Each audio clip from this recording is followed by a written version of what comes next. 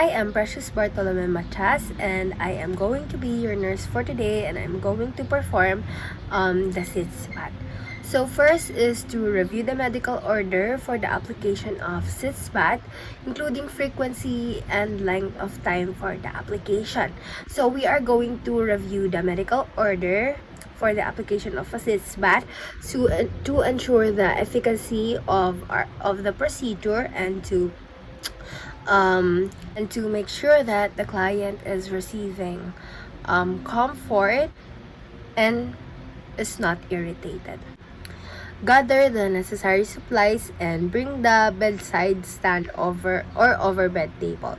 So we should gather the supplies so that we can save time and effort, and of course so that we cannot forget things we cannot bring unnecessary things and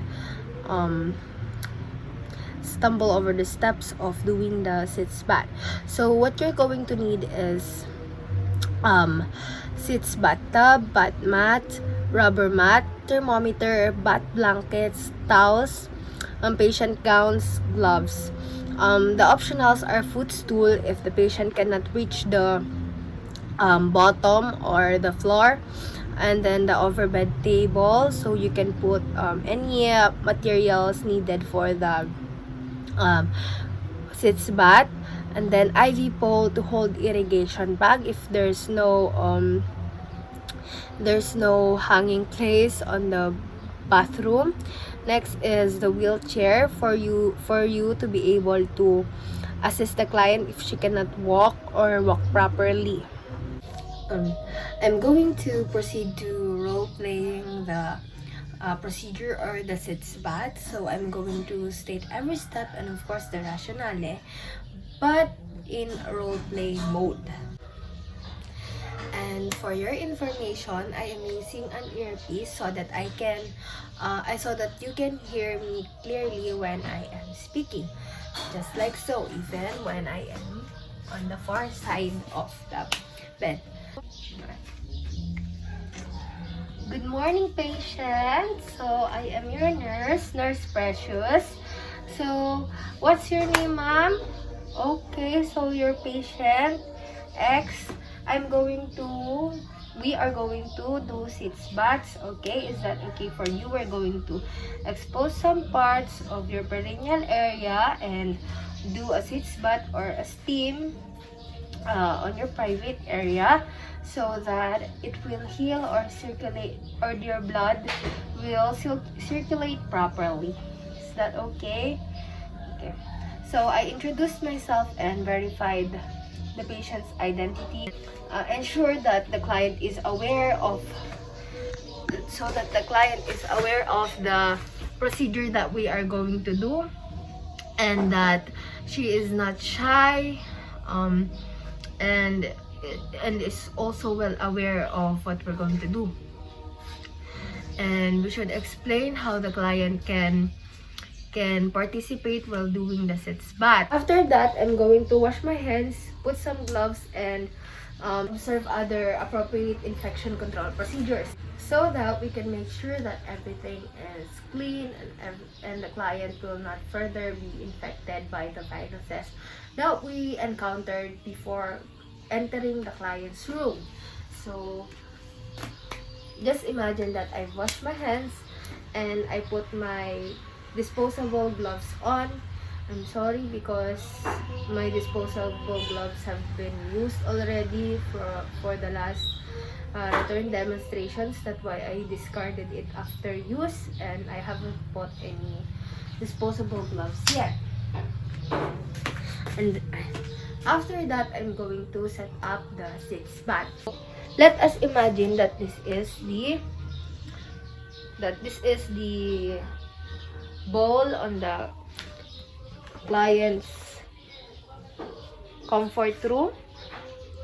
Then we're going to assemble the equipment on the bedside or the bathroom, where the client is comfortable, or if the client can go to the bathroom, and if not, only on the bedside. Okay, and then we should provide client privacy by drawing the curtain. If there is a curtain, imagine there's a curtain, and I'm going to draw the curtain on the bedside for the client's privacy, so that the client will not feel ashamed, and every client has the right to provide privacy. Next is, I'm going to raise the lid of the toilet. Imagine I have gloves, okay? Going to raise the lid of the toilet so that I can put the Sitz bowl or Sitz container. We're going to put it there. Next is, we're going to fill in water or lukewarm water over 37 to 46 degree Celsius. Just half of the Sitz. Imagining that I'm pouring water, lukewarm water, just over half.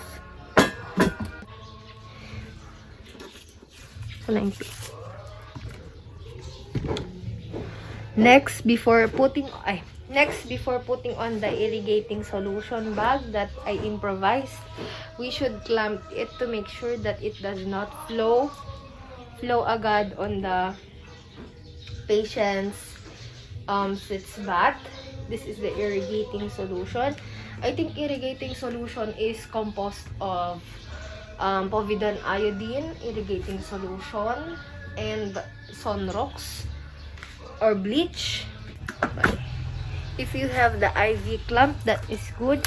The irrigating solution should be above the patient's shoulder, so above level only. There you go. There. Okay, and then we're going to insert the tube to the Sitz Bath carefully so that it will not overflow. And then I'm going to call the client because it's already prepared, and there's a clamp on the irrigating solution. I'm going to assist the client. We're going to assist the client. Okay. Imagine that the client can walk. Oh. Imagine that the client can walk. Mom, you're going to do Sitz Bath na, okay? So, then imagine that she can walk, and I assisted her on the Sitz Bath. There you go. And then, Mom, are you comfortable? Are you feeling dizzy? Okay. No. Do you need any assistance? Okay, not. And do you want a towel on your back for comfort? And then if you said yes or no, then if not, then don't put any towel. Okay. And instruct the client to unclamp the irrigating solution if the Sitz Bath is already cold. So, Ma'am or Sir, you should unclamp the irrigating solution bag when you feel that the Sitz Bath is already cold. You should unclamp it like this. Okay, slowly. Okay. And, Ma'am, shall I check if your thighs if the irrigating solution is touching your thighs? Okay. And it's not. And I'm going to go outside of the restroom, and there is a call bell here. Call bell. If you need any help, you can just call. You can just ring this bell. Okay, this is within your reach, so that you cannot so you will not have to stand up just to reach the call bell, and so that you will not shout. And so you will not shout when you need assistance. Just ring the bell, okay?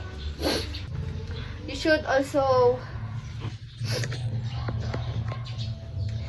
call me if you're feeling dizzy, nauseous, or anything that is or anything. If you feel unwell, you should call me, okay?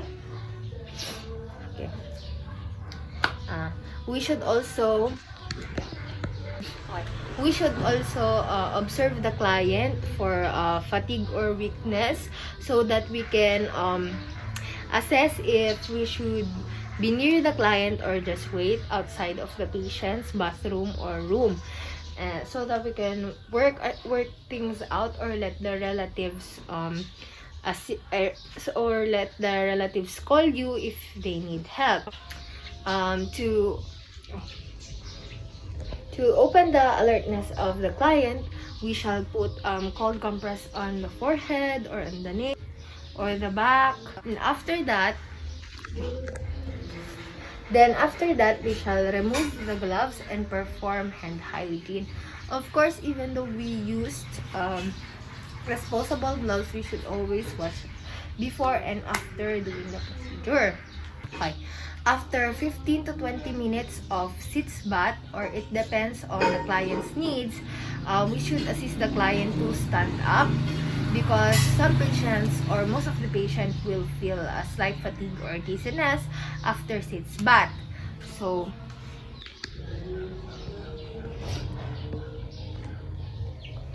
we're going to put on gloves. Imagine we're putting on gloves. Ma'am, sir, I will assist you because you are done on your Sitz Bath. Okay, let's stand up gently. Are you feeling anything that is unwell, ma'am, sir? No? Okay, that's good. Next is we're going to empty the Sitz Bath. Okay. And disinfect. Imagine that I've emptied it and disinfected the Sitz Bath according to the agency policy. And I'm going to remove the gloves again, and then dispose it according to the policy.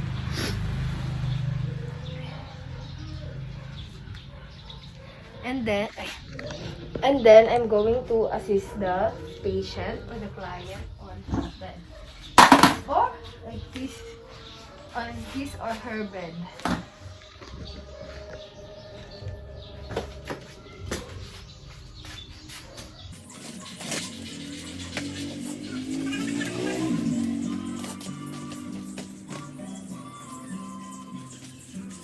After the Sitz Bath, we should always document for legal purposes any findings, even if it is good or bad findings.